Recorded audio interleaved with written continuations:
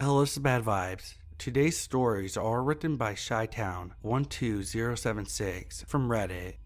I really enjoy their stories, so make sure you check them out if you enjoy them as well. Their Reddit link will be in the description. So sit back, relax, and enjoy.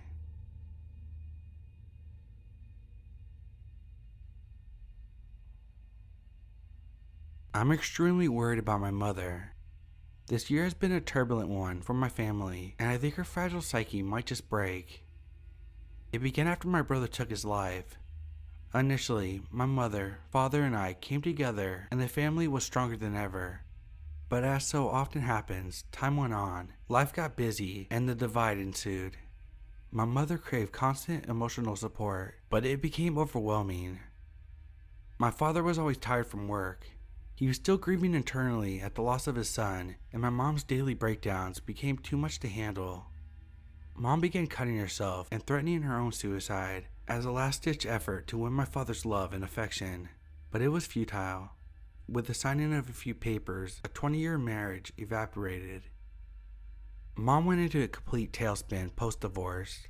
She stopped cooking, stopped cleaning, she stopped bathing, and she stopped talking. We lived in a house of silence until the nighttime came, when I could hear howls of heartbreak echo through the home. I loved my mom, but I knew it wasn't healthy for me to stay in this situation. The morning after another sleepless night, I told her I wanted to go live with my dad, at least until she pulled herself together. For the first time in weeks, she spoke, but it was the same she had used on my father. She told me if I leave, she'll have nothing to live for, and kill herself. I told her she had stopped living a while ago. She's simply surviving at this point. I told her she needed some help, and when I got home from school, we could talk about it. When I arrived home, an eerie feeling crept over me. The house was pitch black, and my mom was nowhere in sight. I investigated the downstairs and found nothing. I checked her bedroom upstairs, as well as the bathroom, but they were clear. I walked down the hallway to my room and saw a dimly lit candle on the dresser. It was illuminating a note. I began reading, and a chill ran up my spine just after the first few words. This wasn't a note, it was a suicide letter. My chest was pounding and I began to sweat. With each cryptic line, my heart sank deeper and tears flooded my eyes until I reached the bottom of the letter. When I reached the final two words, I became frozen in fear, and the letter slipped from my grip. The final two words were simply a first and last name. My name. Suddenly, I felt a cold breeze on my door slamming behind me. The candle went out and the room went dark.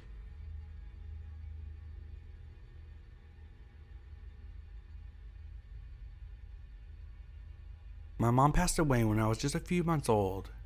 She was a nature enthusiast who lived for hiking, but consequently, it would be the death of her as well. Her body was found at the bottom of a mountainside that she frequented. The impact of the fall was so severe that my family had to have a closed casket funeral. I only know my mom through stories that my dad tells me and the many videotapes she recorded before her passing. My mother loved to document her hikes. She would give tips, record the beautiful scenery, and in some videos just discuss life. I watched hundreds of these videos, and it's the only real connection I feel to her. My mom was the breadwinner, and since her passing, the family had been financially strapped. My father had taken on 2 jobs to make ends meet, but it's to the point where we'll have to downsize and move. Oddly enough, I think our neighbor Ralph is taking it harder than me and my dad. Ralph has been like a second father to me, always there to talk to, always buying me things I need and offering help whenever he can. My dad said he's a creep, but I think he's a good guy, and I'll miss him. As I was packing up my things from the shed, I saw something strange. A floorboard was missing that I hadn't noticed before, and there was a filthy trash bag with a couple videos and a camcorder inside. My curiosity piqued, and I decided to go to my room and watch. I popped the first tape in and couldn't believe my eyes. It was my mom with Ralph. They were naked in a room. Jesus Christ, it was a sex tape. I removed the tape before my eyes were burned out of the sockets. I put the second tape in and saw my mom crying into the camera. She said that she was pregnant and Ralph was the father. I cried and screamed into my pillow with anger and despair. I felt bad for myself. I felt bad for my father. I was furious with Ralph, but did he even know? Did Dad? Then I noticed the tape remained in the camcorder. It was my mom on one of the hikes. Wait, I recognize those clothes. Those were the clothes that she died in. This was recorded the day of her death. As I watched, my mother reached the mountainside where she had fell to her death. I was about to eject the tape, but then I heard something. It was the voice of a man, and my mom seemed startled when they spoke. Then it happened. The camera captured the last moment when a man's hand pushes my mother to her death. "What are you watching there?" I heard coming from the window, the same voice that I heard in the video. An eerie silence filled the air as my dad and I locked eyes.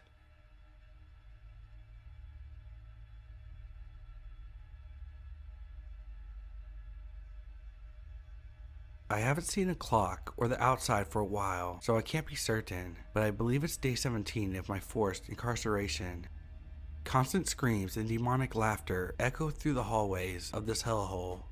The shock therapy torture has increased each day, and they've even begun experimenting with lobotomy surgery with horrific results.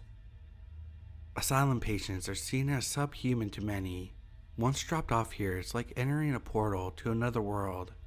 Families don't visit, and the state leaves full control of the facilities to the doctors, nurses, and guards.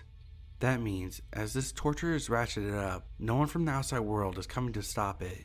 Nobody knows or even cares what's happening behind these walls. Food rations have been put in place for the sheer purpose of inflicting suffering. They force medication into us, oftentimes on empty stomach, which creates awful nausea and discomfort. They prance around the facility in matching white uniforms, bestowing the phony title of doctors and nurses upon themselves. But in reality, they're just an organized mob. I've been observing the behavior at night, and what I've seen is bone-chilling. Increasingly, people have been forcefully removed from their rooms and not returned. In the last few days, I've been marched into the cafeteria. I've been overwhelmed with a pungent odor. I tell myself I'm crazy, and it can't be what I think it is. My mind races with inhuman thoughts, but I'm starving, so I eat the chunky meat soup as served, and don't dare to question what it is. I've only remained alive due to my obedience. The beating has become increasingly violent, and they've begun raiding rooms without notice for contraband. Paranoia has set in, and they believe that we're planning a revolt. Discovery of this note is a certain death sentence, so I must hide it away now. I pray order can be restored, but if not, I believe this as evidence of the horrible conditions and the atrocities that have been committed under this roof. God save us all. Dr. Williams. Day 17 of inmates running the asylum.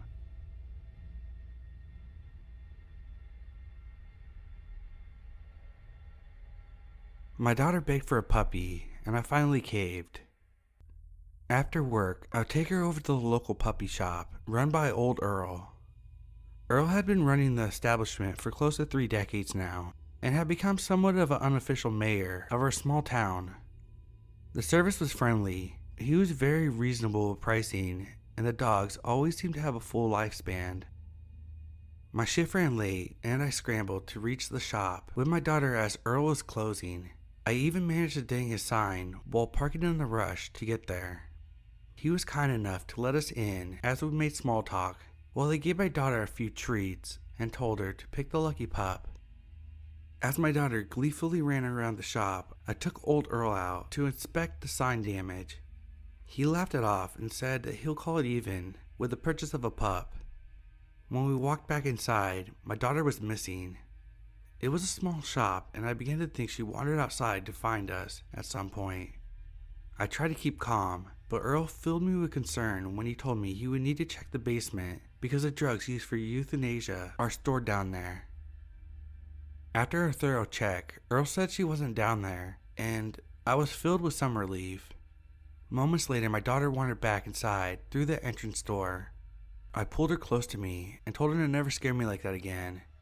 She looked upset, and when I asked her what puppy she had chosen, she told me she just wanted to go home. I apologized to Earl for the inconvenience, told him she must be frazzled from my panic of her missing, and we would be back tomorrow. As we drove home, I asked my daughter why she wandered off and why she couldn't choose a puppy. Tears filled her eyes, and she told me that she had run out of dog treats and looked around the shop for more. That's when she walked down to the basement area and became upset. She told me it wasn't fair that all the dogs upstairs would find a home and the kids locked in the basement wouldn't.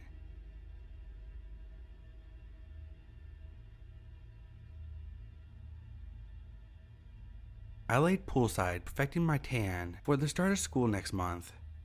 Mom was in the kitchen cooking her famous fettuccine alfredo, and Dad was on his way home with a movie from Redbox.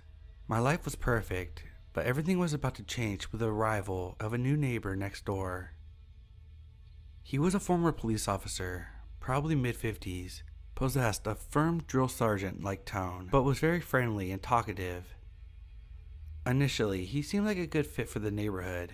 He was cordial and always made an effort to wave or say hi, and the presence of someone with law enforcement background provided a sense of security. But things began to unravel quickly, and the catalyst seemed to be me.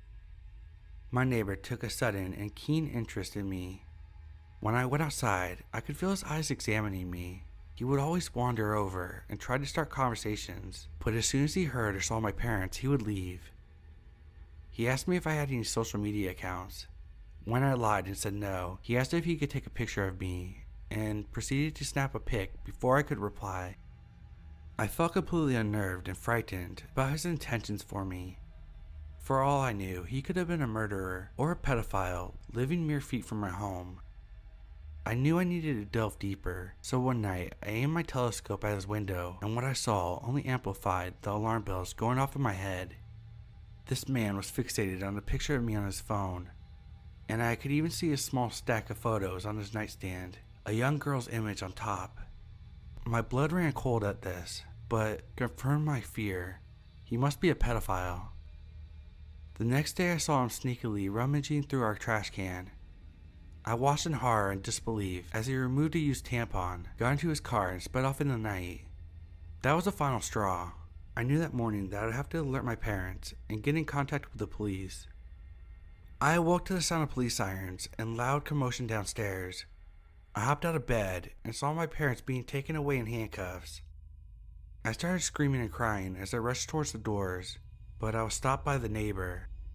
With a horrified expression, he muttered, "I'm so sorry. Those aren't your real parents. You were kidnapped and missing for the past 14 years. DNA tests confirmed it."